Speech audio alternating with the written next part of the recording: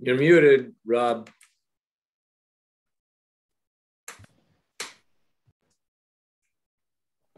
That's just how it goes, right? Exactly. My mouse stops working on my computer just as I start the show. But anyway, welcome to Waters Up.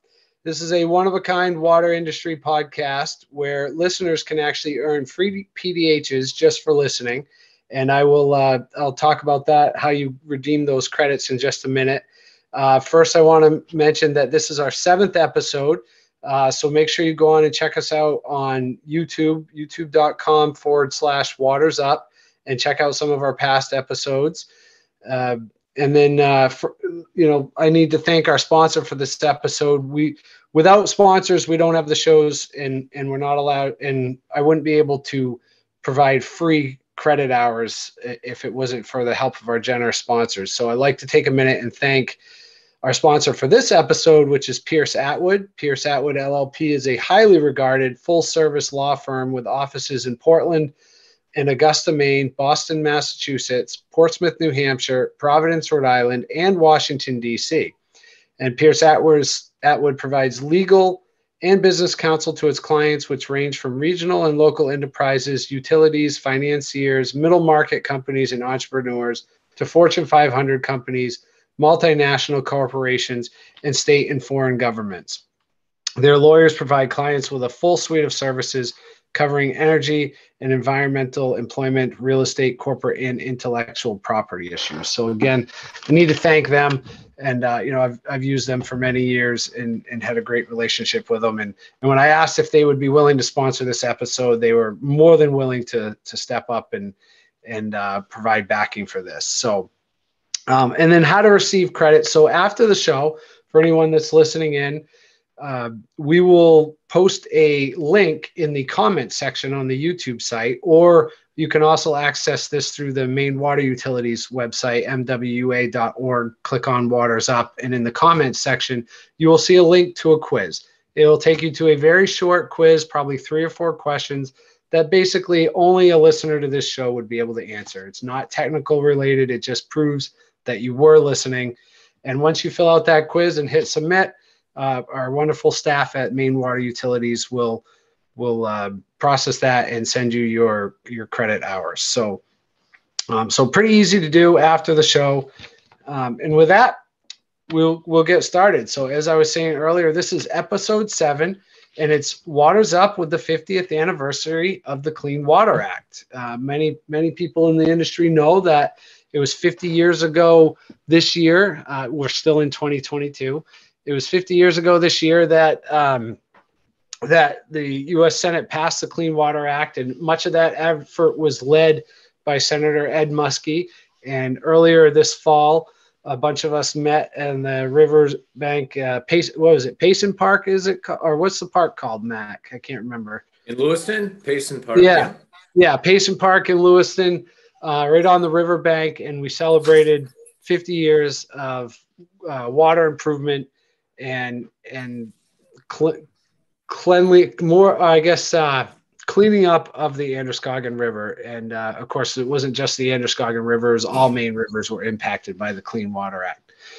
So with me today, I have 3 guests, all with great background and an awesome interest in our water bodies in the state of Maine. And I've spent the last couple of days chatting with them, and they're all very interesting, fun people. So hopefully, who knows where this conversation is going to take us, but we have a rough outline and some things to guide us. But I'll start it off with Alan Haley. And he was the first whitewater guide on the Kennebec River. So thanks, Alan, for joining us today. Well, I'm glad to be here. Thank you for inviting me. Yeah, no problem. So tell me a little bit about yourself. I know that you've been a teacher. You've done some guiding. If you just met someone on the street, how would you introduce yourself?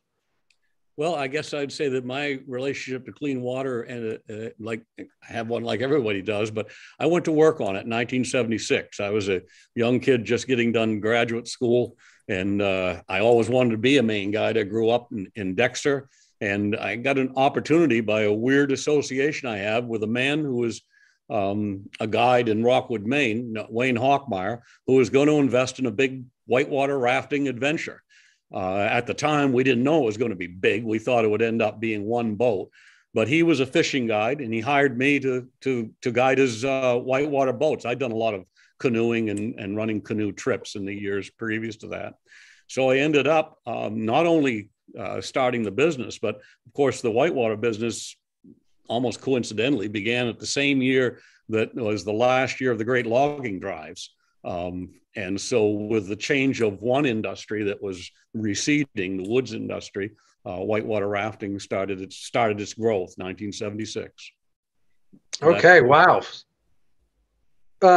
So was that first boat, was that the Silver Bullet? Or I have something in my notes here that referenced the Silver Bullet. Can you tell me about that? Yeah, we had early on, like any industry, we didn't know anything about what we were doing. The man that had put the money up front was one of the best businessmen I ever knew in my life, actually. But no one at the time knew anything about whitewater rafting or what it entailed or what you would buy. And although he was an exceptionally sharp man, he allowed himself to get kind of snookered by a guy that was working on the New River in West Virginia. And he bought from him a raft he had that he said would last us. Well, that was true. It did last us for years and years and years, but it was the heaviest, most miserable, leak-ridden boat you ever saw. It had no rocker to it, so it laid flat on the water. It was almost this amorphous lump, very hard to move around, and it leaked incessantly. And so he heard that there was this paint you could paint on the raft and stop the leaks. So we bought the paint. It turned out to be silver. The paint stuck like hell to that raft and that neoprene, but it didn't really stop the leaks very much. But that raft was so tough and was made so solidly that it lasted for years and became almost a legend on the Kennebec River. People still talk about the Silver Bullet today. It's this giant thing that we always let the new guides use because it was such a dog to try and handle. And that's where the legend of that boat came from. We used it for a good many years. We started in 1976, and even then it was 10 years old. The British Leyland had been built in the early 60s. But we kept that raft. As a matter of fact, the last day I worked, I guided that boat. And years later, they took it up to the Rockwood dump and cut it in half with a chainsaw and left it there. So you got any idea what was in that silver paint? I have no idea whatsoever. Although it stuck very well, as I say, it never really stopped the leaks. That boat boat leaked so bad that we had to carry a pump with us. And at dinner time, we'd have to pump the thing back up. It would really freak out the customer when it got down real low, you know. But it was it was hard to manage, hard to move around. I mean, rafts on their very best are hard to guide and hard to really maneuver well. But that thing got jammed into gorge walls and crushed and loaded down. It would load down with water to the point where you'd only have 4 or 5 inches of freeboard. And our big problem, you couldn't flip that raft over, but you frequently would wash people out of it. You sat so low in the water. I mean, you'd have 1,000 gallons of water in that boat by the time you made it halfway down the river. It was really quite a thing. Everybody hated it. And in the end, that's all anybody could talk about 20 years later. Yeah, well, I'd love to try it. I've been on some of the newer rafts today. It sounds like this would be quite a different ride. So, but obviously people loved it. Today, if you go on a raft, they have a fabric floor that you're on and allows water to come in, and the floor is inflatable. So you don't even have to bail the boat out. Those boats back then, right up until, I'm going to say 1987 or 8, all the boats in the Kennebec River you had to bail. You had to carry buckets with you in order to bail them out of water. Yeah. So, well, thank you, Alan, and thanks for joining us today. And I think we're going to hear a few more good stories from you as the show progresses. But we'll move on to our second guest is Nick Bennett, who is a staff scientist and Healthy Waters project director for the Natural Resources Council of Maine, NRCM for short. And I may refer to that a few times as we go through the show. And he's a Yale University graduate, an avid duck hunter. He's won tons of awards and likes dogs and coffee ice cream. So, but Nick, why don't you tell us a little bit more about yourself and your passion for the water industry? I've been a staff scientist at the Natural Resources Council of Maine since 1997. And I would say my interest in clean water started at a very young age. I grew up in two places. One of them was in Riverdale, which is the very northwest part of the Bronx. So I was right next to the Hudson River and used to walk in a park near the Hudson all the time. And this must have been right around the time the Clean Water Act was drafted, maybe a little bit after. But I remember having a fifth grade assignment to write an essay that I wrote about the river. And featured prominently in that was how bad it smelled. And I remember that my teacher read the essay aloud to my class. So I think that was, an inkling of sort of where I was going to be headed. I also was very lucky growing up because my father worked at the Marine Biological Laboratories in Woods Hole, Massachusetts in the summertime when the animals that he did experiments with were available. And so I got to go there in the summers, and I had a 13-foot whaler. And I spent all of the time that I had free out in that whaler, catching bluefish, catching stripers, catching bonita. And, when I was 17, the first warnings about PCBs and bluefish came out. And they were saying, you should only have a couple meals a month. And I laughed because I was eating bluefish 3 times a day. I would have smoked bluefish for breakfast, leftover bluefish from the night before for a sandwich at lunch, and then fresh bluefish for dinner. Because if I finished up my summer job, I'd just hop in the whaler, go out and catch a bluefish and have it for dinner. The fishing was that good. And I did that for years and years.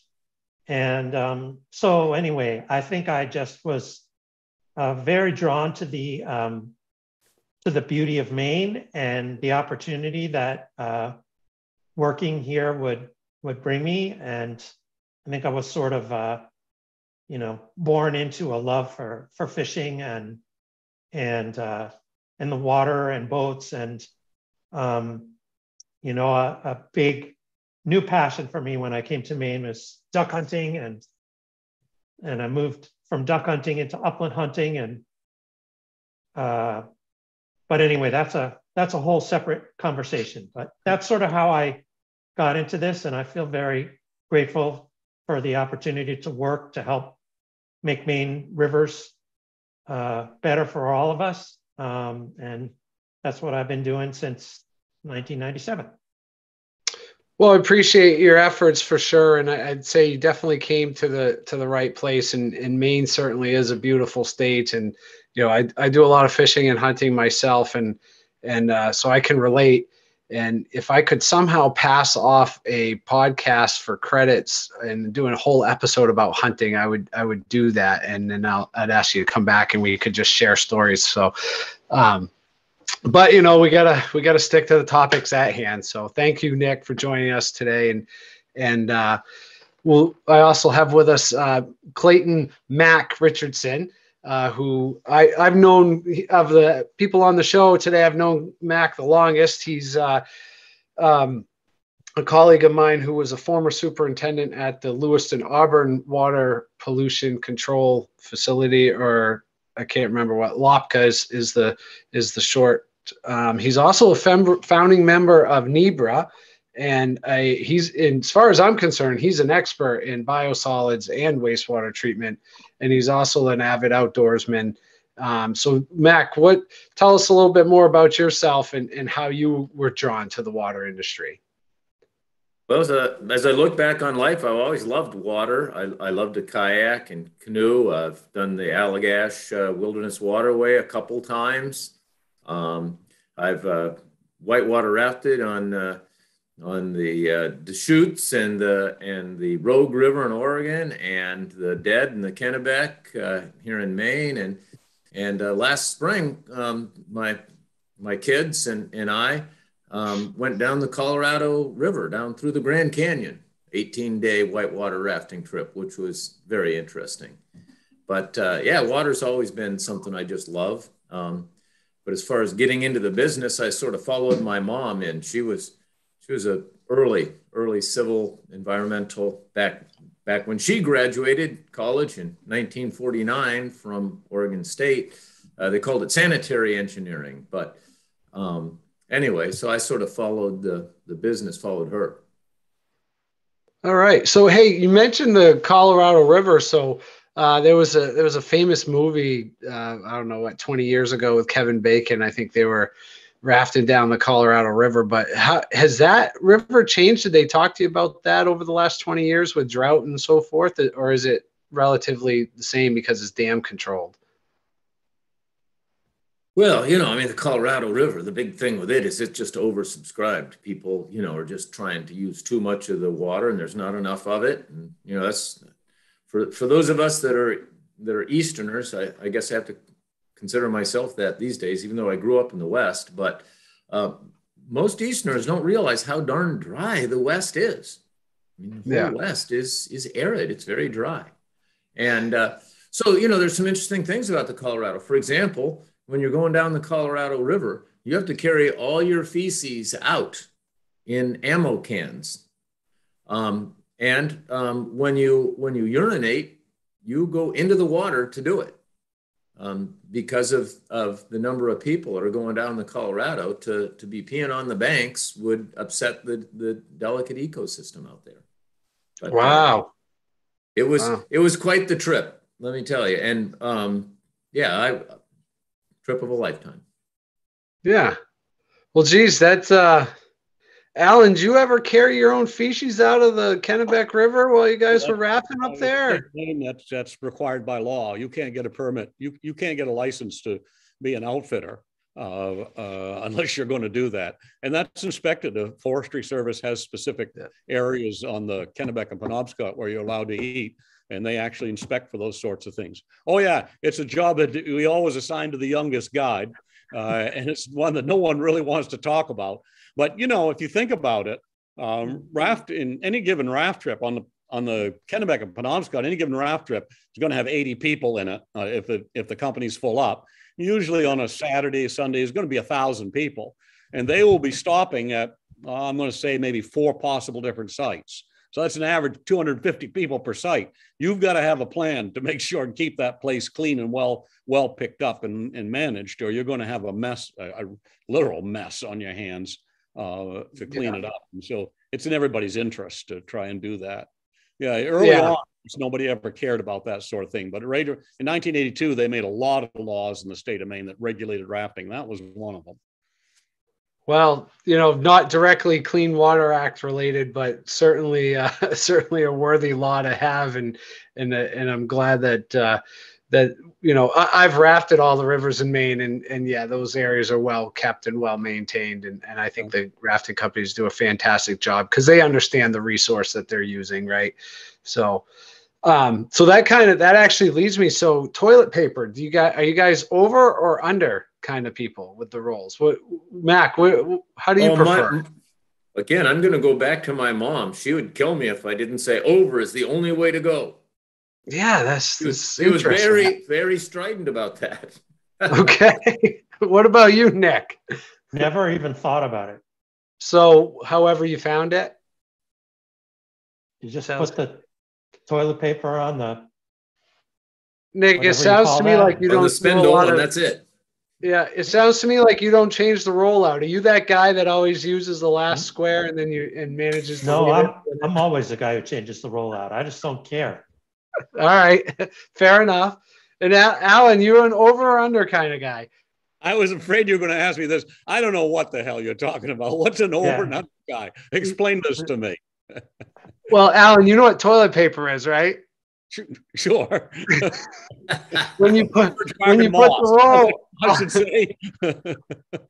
when you put the roll on the spindle, do you want the paper to come over the top or under the back? Yeah. So yeah. I will tell you. What were you gonna say? You an over or under guy? Toilet paper dispensers one time because I thought I could sell a bunch of them, I arranged it exactly so it was an over the top. But I'm not sure that was the way to have done it. I never sold them, to tell you the truth. Well, that's good to know. So there's well, say like I said, you never know where the conversation's gonna take us. So. But anyway, so let's jump into that a little bit. I want to talk about what Maine's rivers were like before the Clean Water Act. So back in the 70s, and I think Alan, you mentioned that you rafted in 76 just as the last log drives were happening. So were you guys actually dodging logs on that trip, or what was the river like at that time? 76 was the last year that they could put new wood in, or rather 75 was the last year they could cut new wood for the river, but they gave them state of Maine gave the paper companies until 1976 to get their inventory down the river. And so when we started rafting, we were still rafting with these giant, with the rivers being filled with pulp. Now, it really wasn't any problem to raft with pulp. You and the pulp logs are all traveling about the same speed. Occasionally you'd get a piece of pulp into the raft or something, but I don't think anybody ever got hurt. And it really wasn't a big concern. But what was a huge concern were the sluiceways. One in particular, just below Harris Station on the Kennebec River. There's this giant metal steel chute that came halfway down the gorge wall with a zip on the end, like that swoosh that Nike uses. And they dump the pulp in at the top. It would come almost in free fall down this highly polished steel chute, hit that loop at the bottom, go flying way up into the air, and then drop into the middle of the river.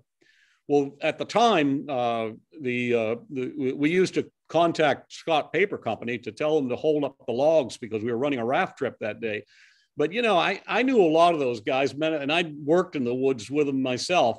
And, a lot of those guys were half drunk or stoned most of the day. You never wanted to trust that sort of thing. And so that was always the thing that worried us. We'd get a few thousand pounds of logs dumped on our head. Every now and again, too, they would close off the Kennebec right where it enters Indian Pond. And they'd put a log boom, what they called a slack out there, and it would catch all the pulp coming down the river. And if you happen to come rafting on a day when they had that catch boom filled up, you had to pull the boat out of water and drag it along this really moist, wet shoreline that stank, that had all sorts of stuff coming up out of it. Yeah, had all sorts of junk coming up. That's the Harris Station where we would put in for the lower end of the gorge run. And to get around that boom, you'd have to drag your raft. That really wasn't very pleasant. That was the issues that logging had for us. They're still there today. I mean, as Howard Trotsky's study back in the 70s showed, that a lot of that pulp bark turned to a gelatinous mass, which you can still find in the backwaters of the Kennebec today. And that was our pollution too. I mean, the Kennebec, the days that I worked on it, the issue wasn't the water quality per se, but the fact that the water was filled with bark and dirt and pulp logs coming down the river. Jeez. Yeah. A lot of sediment oxygen demand was using up a lot of the oxygen in the water at that time. There was a real the bark and dirt and so forth that had fallen off of the logs was then being degraded by the bacteria and chewing up the oxygen.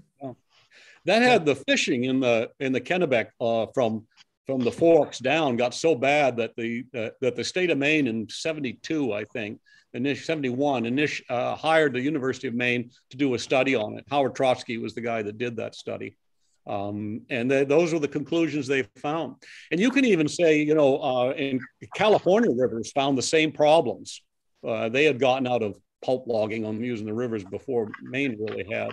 But nobody in Maine could trust it because it was an out-of-stater thing. It was from California, and who knew what those people were thinking, or who they were. So Maine had to have its own study to try and figure that out. Well, you know, as somebody born in California, just let me say, you can't trust them people. yeah, we still don't trust them. So, well, hey, so there's an inherent problem with Maine people don't trust anybody from out of state. I mean, look at this last thing with the power corridor. The worst thing that could be said of it, who is going to benefit? Massachusetts people. I mean, right from the very beginning, we've had these issues with anybody outside the state of Maine. well, we could probably do a whole show on the corridor too, and I think Nick could lead us on that one. So, but hey, so some of the first things that were problems in the river, we talked yesterday, Nick, Mac, and I, about the standards. Mac, can you kind of elaborate on some of that? They were looking at odor. Well, sure. Well, let me just mention that, back in, before the Clean Water Act was passed, the Androscoggin River was rated one of the 10 most polluted waterways in the country. And you can go back, and if you go to a library that has old National Geographics, look up the 1960, I don't remember which month, but they had an article called Of Slime and River, which was about the Androscoggin River. And really the big villain there was the pulp and paper mills up and along the river, as well as the municipal discharges and, many other things. But the water in the Androscoggin got to be so bad that the stories are that in Lewiston, in Little Canada, on a bad day, the fumes coming off the river would turn all the paint on the houses black and cause it to start peeling. The sulfide fumes from the pulp mills. So Maine has certainly seen its share of bad rivers in the past. And the Clean Water Act was amazing because it came out and really, in my research, it was the first time that we really concentrated on water quality and not navigability of rivers. Yeah. So, and maybe Nick can comment on this one, but was the river able to sustain any aquatic life at that time, or how, we've talked a little yesterday, and we'll discuss at the end about how the fisheries have been, coming back, but what was the fisheries like back then? Do you know? Yeah, I mean, I think that there were times when probably all of Maine's major rivers had dissolved oxygen levels of 0. And so, the rivers went completely anoxic and probably killed all the fish that were in those zones. Fish have a way of recolonizing places, but in the heat of a summer with low flows and heavy discharges, Maine's rivers would go anoxic and die essentially. Oh yeah, I would agree with that. I think there were stretches on every major Maine river that had sections that went to 0 dissolved oxygen. And I don't know about any of you guys, but if you had 0 dissolved or 0 oxygen available, I don't think you'd last all that long either. Well, they say 3 minutes, right? That's the rule of threes. So, all right. Well, geez, this is, as is usual, the time is flying by. So I'm going to take another quick sponsor break and just make sure I thank them, because as I said before, without our sponsors,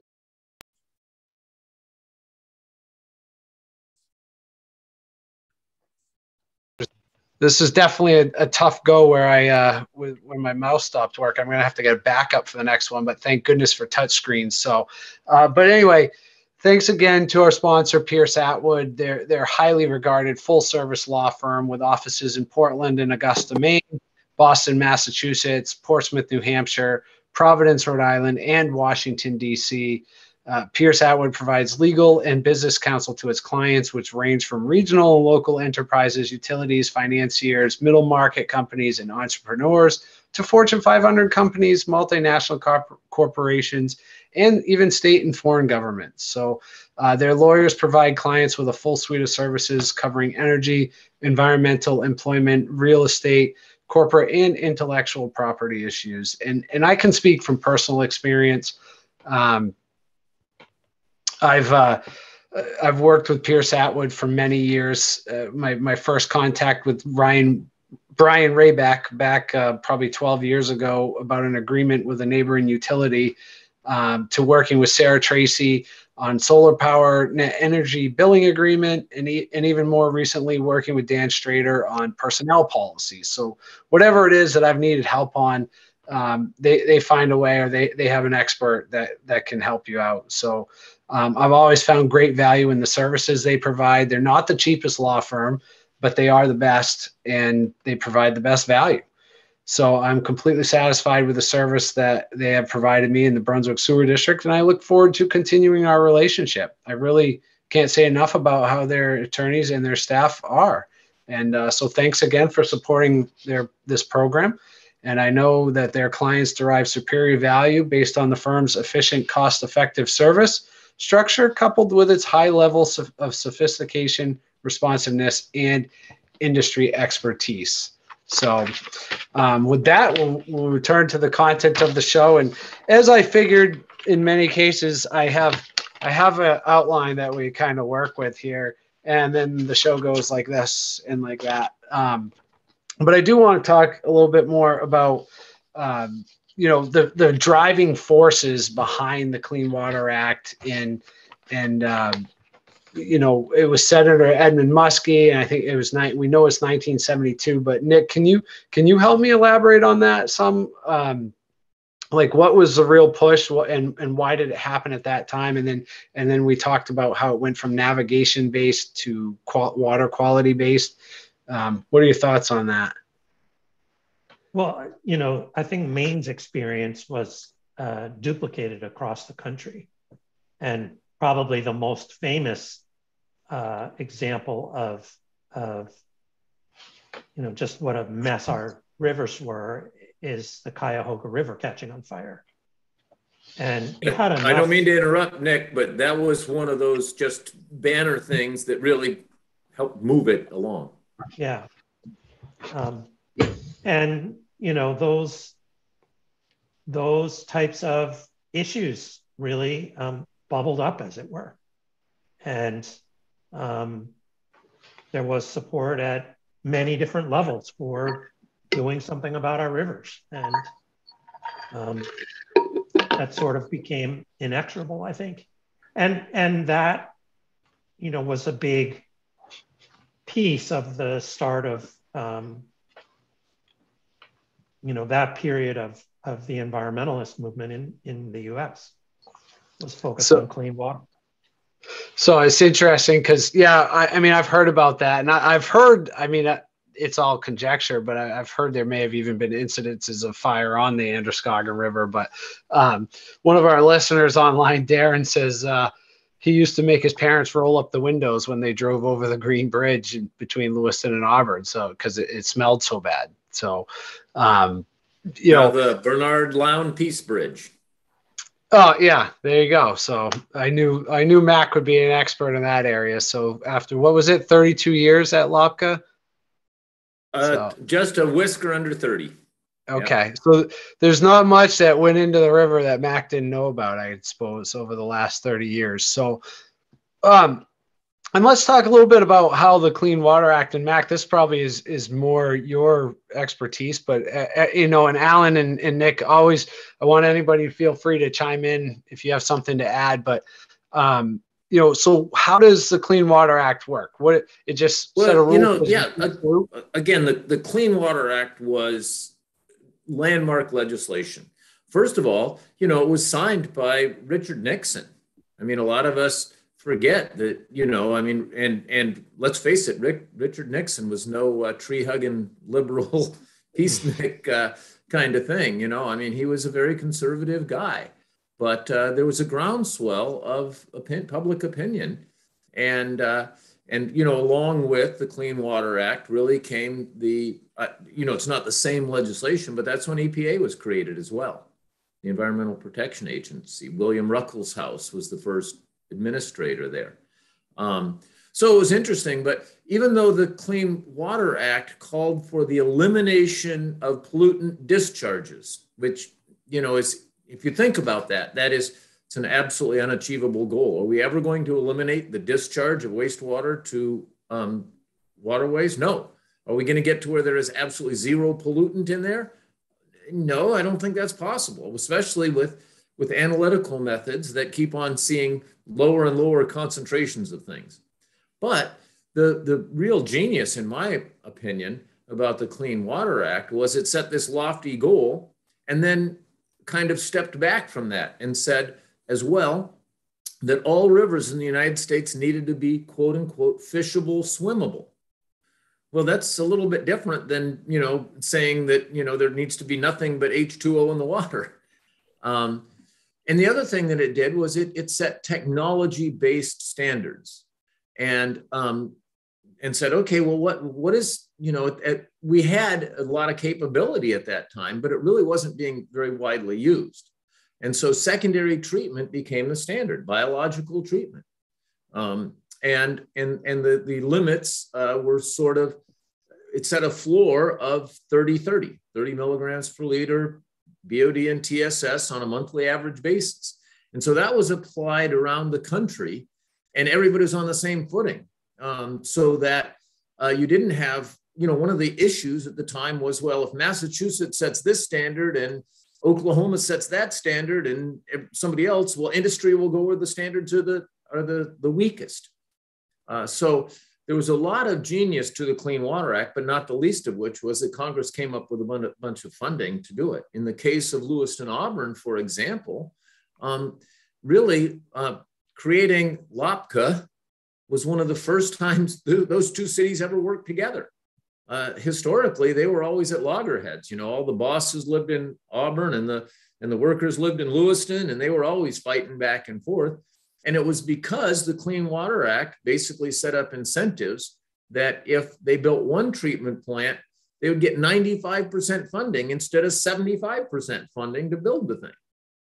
And from that time on, really that cooperation led to all kinds of cooperation with the two cities. So, yeah, I mean, to the point where I know that it didn't happen, but wasn't there something on the ballot about trying to merge the two cities not that long ago, or was there something? There was a few years ago, but seriously, I mean, you look back and LAPCA, Lewiston Auburn Water Pollution Control Authority, although it was created before the Clean Water Act, that was really the impetus for those two communities becoming, the partners they are today. Oh, that's interesting. See, I didn't know that either. So it definitely shows how far they've come. And you make a good point how the Clean Water Act has kind of brought us all together, because we all want to use the rivers in some form or another, whether it's getting power from the river or recreating on the river. They're one of our greatest resources, and not just rivers, all water bodies. Perhaps my biggest disappointment with the whole thing is how often our rivers are not appreciated as the beautiful resources they are. The Androscoggin River is a beautiful river now. It's it's a tremendous bass fishery right there in Lewiston, Auburn. There's a bass fishing tournament held annually. It's supposed to be one of the best bass fisheries in the country, and yet still, this summer, I did a little canoe trip down the river on a Saturday, and from Lewiston down to Durham, didn't see another soul on the river. Absolutely beautiful. You get on that river, and you would think you were in the middle of Piscataquis County or something, or out where there aren't people. It's just any day on the river is a wonderful day. Yeah, I agree with you. You're getting down into my territory as you get down to Durham. So beautiful. I've been out and done some fishing on myself out there, and it's great. So, well, let's talk a little bit about that, because Nick, I know that you're a pretty avid fisherman, and what do you use the river for? I mean, obviously NRCM, you guys work very, very hard to protect the rivers in all kinds of different ways. But what do you use the river for, and what's your favorite things to do? So I live in Hollowell. So I live near the Kennebec, and that's the river I use most often. I have to say that since I came to Maine, I've found myself doing less fishing than I would have thought. And part of the reason for that is that there's this thing called catch and release that everybody does here. And I just can't relate. You know, I just don't want to bug the fish. Either I got to eat the fish or I just don't really feel like, you know, I don't really feel like fishing. So I do some shad fishing, and you're allowed to keep a couple of shad a day. And shad is one of my favorite fish to eat. Smoked shad is really good, and shad roe is an incredible delicacy. I have to say that I feel responsible. I feel like I would feel guilty if I didn't say that people should be careful about that, because unfortunately, even the shad have high levels of things like PCBs in them. And even though they spend much of their lives in saltwater, these are fish that are not recommended for heavy consumption, and they're not recommended for women, children, or pregnant women who may become pregnant, or children. But, you know, for somebody like me, I love to eat shad. I love to catch shad. I can go out and catch shad and release a bunch of them, but take a couple home and feel like I'm doing my thing. But what I've mostly become into for using the river is just watching fish, watching the sea run fish come back and the sea run fish leave, and then duck hunting. And I think my favorite river story of the Kennebec, you know, and the Kennebec below Waterville has just changed so dramatically since I came here, because of the removal of the Edwards and the Fort Halifax dams. And I was very involved in the fight over the Fort Halifax dam, and in getting that dam out, something that the dam owner wanted to do, by the way. That should not have been a horrible, long process, but it was. It was a big fight, but it was totally worth it.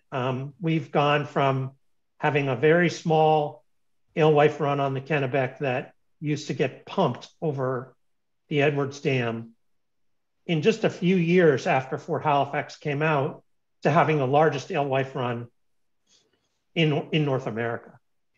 And, you know, it is just a spectacular thing to watch those fish come back. If you haven't been to Benton Falls in May, go.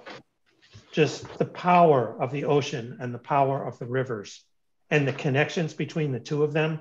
Nothing illustrates that better than watching the alewives come back.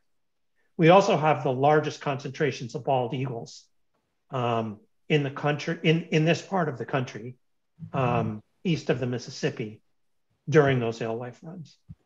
But my favorite story about this is I was out with a friend of mine and his daughter in my duck boat one year. I think this must have been about 2010. So maybe it's 2012, sort of a few years after Fort Halifax came out. And we were out in September and we were scouting for ducks. And again, I think the reason I got into duck hunting is because you eat all your ducks. Anyway, I was driving back. We were heading back in. The sun was just going down. And I hit the throttle on the boat, just stopped the boat, because something caught my eye. And I just had to stop the boat quickly. And my friend and his daughter went shooting forward in the boat and up against the bow. And they looked at me like I was nuts. And they were like, "What the hell did you do that for?" I said, "Just look." And in every direction, as far as you could see, the river was running silver. It was silver with all the juvenile alewives and all the juvenile shad that were coming down the river, out of the lakes, out of their spawning areas upriver, or their rearing areas upriver.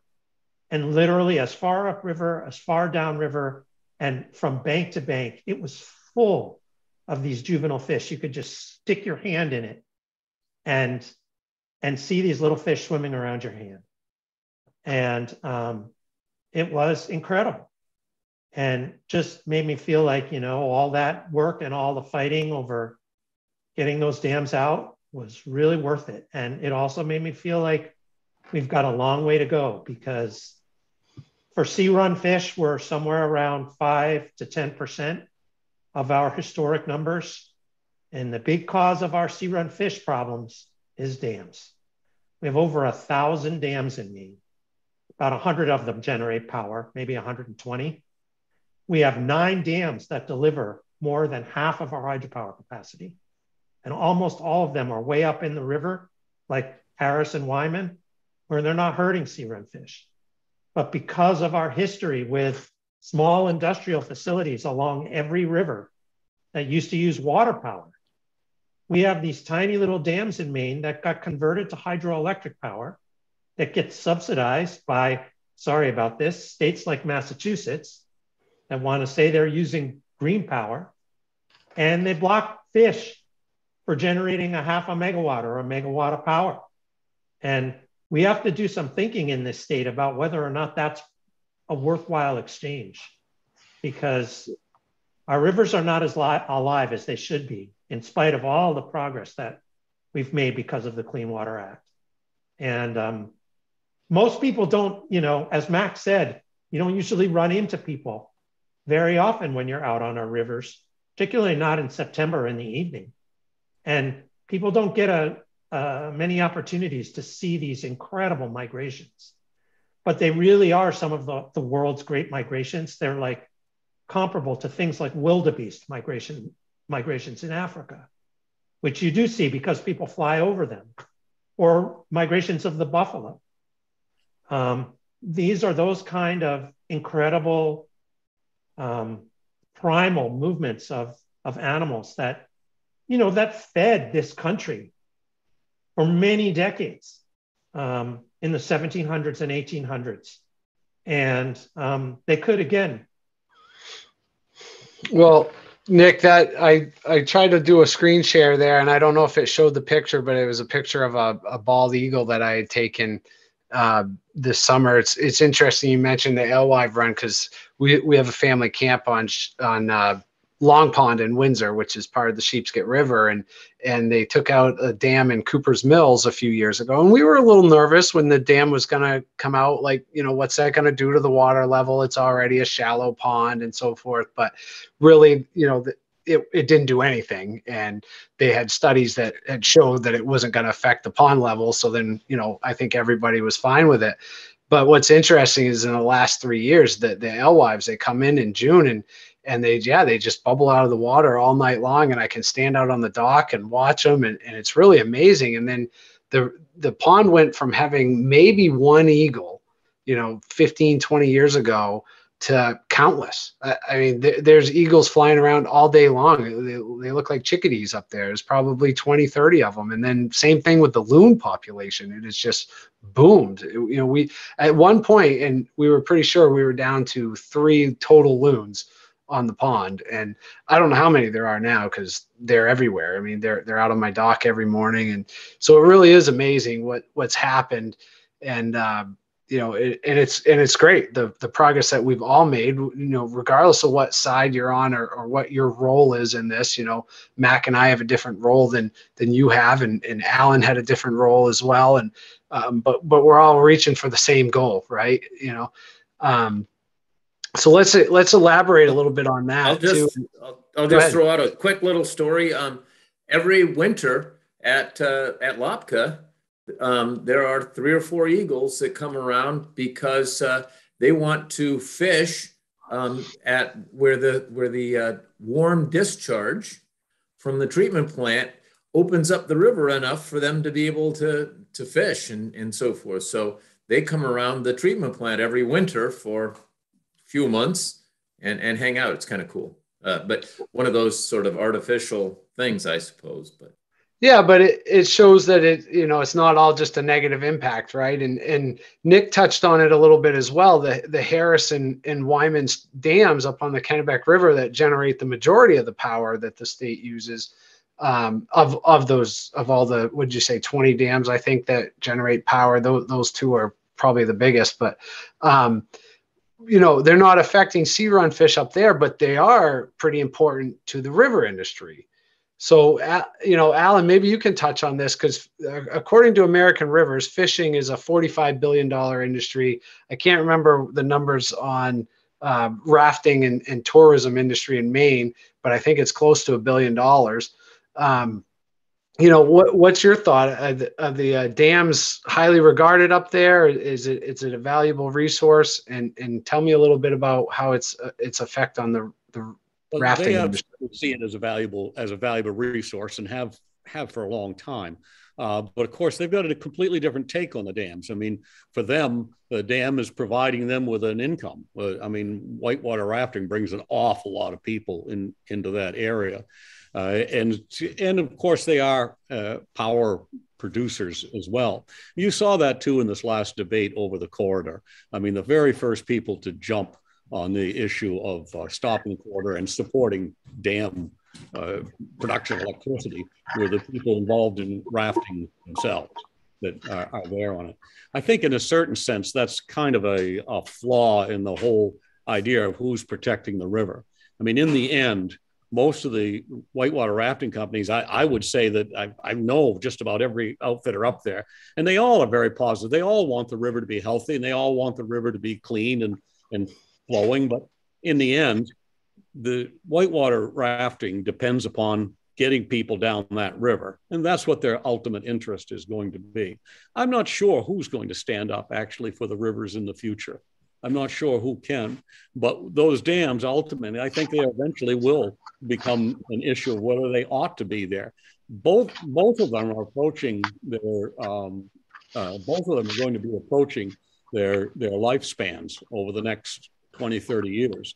I mean, Sir Harris was built in 1950, so that may be a little bit longer, but there are going to be questions about them. I'd never thought about that angle of the sea run fish not coming that far north. I guess I'd never thought about it in quite that way. There's really no way for fish to move through Harris Station at all. I mean, that's really kind of a block in the river. That I think is wrong. I mean, I'm sure there's no sea run fish there, but nevertheless, there's got to be something wrong with that. It always seemed to me, anyways. Well, I think we need hydropower. There isn't any question about it. But we also need a fishing industry. And one of the reasons that the ground fishing industry was so prominent and profitable and thrived in Maine is because ground fish would come closer to shore chasing these sea run fish. And that meant particularly for halibut, you could get a lot of them. And once those sea run fish runs disappeared, those ground fish, cod, halibut, they stayed a lot farther offshore, and it takes a lot more work to get them. Now, there's a little other problem called overfishing that we did with those fish species too. But we can't expect the Gulf of Maine to function the way it should function when we're taking out 90% of this huge influx of or huge flow of nutrients and energy back and forth between our rivers, lakes, and oceans. And those connections used to exist. We've sort of divided up in the world up into rivers, lakes, and the ocean, saltwater and freshwater. But that's a human construct, not a fish construct. And so you have to, we didn't think about the balance between what we get from hydropower and what we get from having viable migratory fisheries. And, it is fundamentally a food versus energy balance. But at the time that we put in industrial facilities on every small stream and every small river all over the place, we built the dams to power those facilities, mostly with hydromechanical power. And then for a lot of those, we just converted them to hydroelectric power. And those dams have been there forever. So people forgot, how important these sea-run fisheries once were to all of us. They used to get us through the winter. And, people would smoke this stuff and salt this stuff, and it would be food. So I think there are conversations that we need to have about what the right balance is between hydropower and our sea-run fisheries. And, a couple of metrics that I just use to think about this is, does it produce a lot of energy? And how much damage does it do to the sea-run fisheries? There's this idea out there, I think, that small hydropower is better than big hydropower. And that's not necessarily true at all. Edwards was a much bigger problem than Harris and Wyman are, even though it produced a tiny fraction of the electricity.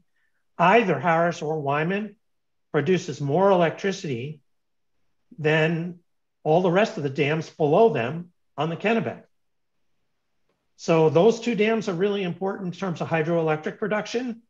They're not destroying our sea-run fisheries. That's a way that you can think about dams that we don't often do. Well, if I can, I'm just going to jump in here and say I think that you're hitting the nail on the head in a lot of ways, but it's broader than that. I mean, everything is a trade-off. I mean, almost anything we as humans do seems like it bothers some part of the environment. But there are trade-offs there. So we need to look at those. One point I guess I want to make is if you research it, the effort that we have put into clean water, and particularly delivering drinkable water to people, has done more for human health than all the medical dollars that have been put into hospitals, doctors, nurses, and everything else throughout the years. So it's really a good value, and that's what we should look at. And going forward, I guess where I'm going with all this is that we need to look at, where's the bang for the buck? Where can we make the biggest impacts? And going forward, where that's going to be is going to be non-point source pollution. And we need to be looking a lot at that. And so that's really where I think from the days of the Clean Water Act, where things are morphing now. So, geez, Mac, it's like you read the script or something. You took us right into where we go from here. So we are up to 1 hour. So I am going to just thank my sponsor one last time, and then I'll come back around and just get final thoughts from everyone, and we'll try to wrap this up. But again, Pierce Atwood, as I said at the beginning of the show, no one on this show gets paid. I don't get paid. But we need to raise some funds to offset those, to be able to offer the credits for free for the people that are listening and trying to get those professional development hours. So without sponsors, we wouldn't have the show. So I appreciate Pierce Atwood for stepping up. They provide legal and business counsel to their clients, which again range from regional, local enterprises, utilities, financiers, Fortune 500 companies, multinational corporations, state, foreign governments. And, I'm a client myself at the Brunswick Sewer District. Their lawyers, they have a full suite of services covering energy, environmental, employment, real estate, corporate, intellectual property issues, contract negotiations between utilities, personnel policies. They're a very good resource that I turn to on a regular basis. So again, I want to thank Pierce Atwood for supporting this episode, and I know that their clients, they get superior value based on the firm's efficient and cost-effective service structure. And so thank you again to them. And I worked with them many years, and I agree. Good outfit. I agree, and I think I think. It depends which side of the aisle you're on, right, when you're dealing with them. But from our standpoint, they've served us quite well. So, So why don't we go around and I'd like to ask for one. Honestly, we covered most of what I wanted to get to today. But what do you think, Alan? Did you enjoy coming on the show? Do you have any final thoughts? And would you be willing to do it again if we had a follow-up? Oh, sure. I like, I working on the Kennebec River for 12 years, I guess, of my youth is really defined my entire life. I mean, how I look at things and how I feel about things was determined by that time period, by that clean water, by that river flowing. I made my living back then on those dams. Whitewater rafting couldn't exist without dams. But nowadays, I'm not so sure that I like the idea of dams. I mean, I understand the idea of the trade-offs and all, but I don't know if that's the future direction for us to take with this. I mean, think about how old that technology is, really, when it gets right down to it. And think about what is left afterwards. I mean, when the dam's life expectancy has been reached, what do you do then with the dam? And what happens in the pond that's above the impoundment that's beyond that dam? I'm just not so sure anymore that damming anything up. I want to point out, I worked in Waterville on the days when that discussion over the dam in Winslow was being held. And there was a lot of bitter feeling about taking that dam out. But if you go back there today and talk to those same people, they'll tell you it was the best move they ever made. They'll tell you that it has improved our life here in Waterville, getting rid of that dam. I think that's true with a lot of the structures that we build along the sides of the river. Yeah, well, that's good insight, and that shows a lot of growth, and shows how as we live our lives, our views can change. So, thanks again for coming on, and I appreciate the stories too, and maybe we can get some more of those stories out of you in the near future. So. Yeah. So, and Nick, you have any closing remarks that you'd like to add? Well, I would just say that I agree with Mac that the Clean Water Act was one of the most profound pieces of legislation that's happened in my lifetime, and it's certainly done a lot to shape how I've ended up living my life. And my experiences out on the ocean and out on Maine's rivers have really, been some of the highlights of my time, both in work and out of work. And I'm grateful for how good things are and how much better they are. And I also feel like there are things that still need to change and that we can do better still. And there's a lot of work ahead of us to try to keep our rivers and our clean water clean, and to bring back some of the incredible resources that we used to have and should have again. Well said. And so, just for the record, I have it right down here. Nick agrees with Mac. That wouldn't be a first. That's happened before. All right, good to know. So, and Mac, what about you? Do you have any closing thoughts you want to share with the listeners? Sure. I have to start off by saying, Alan, watch out by dissing things that are old. I resemble that damn remark. But truly, I guess I want to remind everybody that, we humans, we have an impact. And, if we're looking at the problems, particularly environmental problems, the place to start looking is in the mirror. If you don't like PFAS, well then, gee, what about those water repellent clothing you've got? So we have further places to go. We can make more improvements, and let's look at what's practical and what works and what makes sense. And that's the legacy to me of the Clean Water Act. We rolled up our sleeves and said, how can we get in there and make it work? What technology do we have that we can apply to this problem? Not let's make it perfect. Let's start off by making it better. And incremental change is where you're really going to make improvement, because you can't do everything that you want to do tomorrow. Right. Well, and I would say, and that's a great way to wrap it up, Mac. I mean, we've come a long ways in 50 years, and I'm excited to see where we'll be 50 years from now. You know, and the technologies, and of course, what's the emerging contaminants. We could do a whole show on that. So, but yeah, we've gone over. It's been a great conversation. So we'll wrap it up. Thank you all very much. You know, and hopefully you enjoyed your time today. And like I said to everyone earlier, you know, check it out. YouTube, Waters Up. If you do a search, you should be able to find us, no problem, or access us through the Maine Water Utilities website. And make sure you tell all your friends and family, and help us grow this show and make it wildly popular. And hopefully we can continue to do it. So thanks again, and I'll hopefully reach out again soon. And I truly do appreciate it.